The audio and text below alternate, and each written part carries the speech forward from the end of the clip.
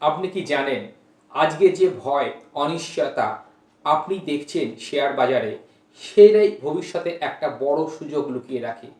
যুদ্ধ, inflation, market crash এই সব খবর দেখে বেশিরভাগ মানুষ ভয় পেয়ে টাকাকে তুলে নেয়।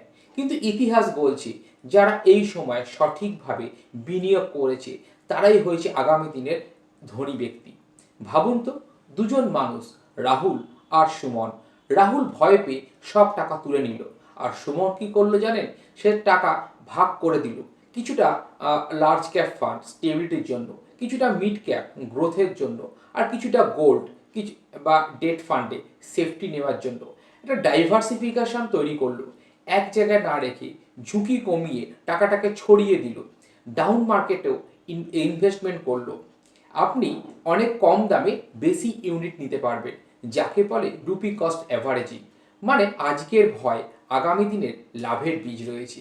সাধারণ মানুষের সব থেকে বড় ভুলটা করে সে ভয় পেয়ে সিদ্ধান্ত নেয়। কিন্তু আপনি একটা কথা অবশ্যই মনে রাখবেন, মার্কেট টেম্পোরারি ডাউন হয় কিন্তু ওয়েলথ ক্রিয়েশন লং টার্মে অবশ্যই হয়।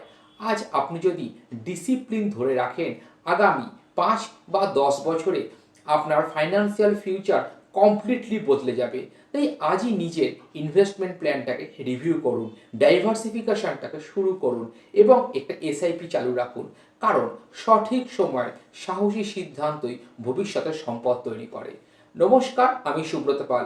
আপনাদের সাথে আছি সুব্রত ক্যাপিটাল ইউটিউব চ্যানেলে। আপনার টাকা, আপনার ভবিষ্যৎ এবং আপনার সিদ্ধান্ত সম্পূর্ণরূপে সাপোর্ট করার জন্য। ভালো থাকবেন। পরের ভিডিওয় খুব তাড়াতাড়ি আপনার সঙ্গে দেখা হচ্ছে। জয় জগন্নাথ।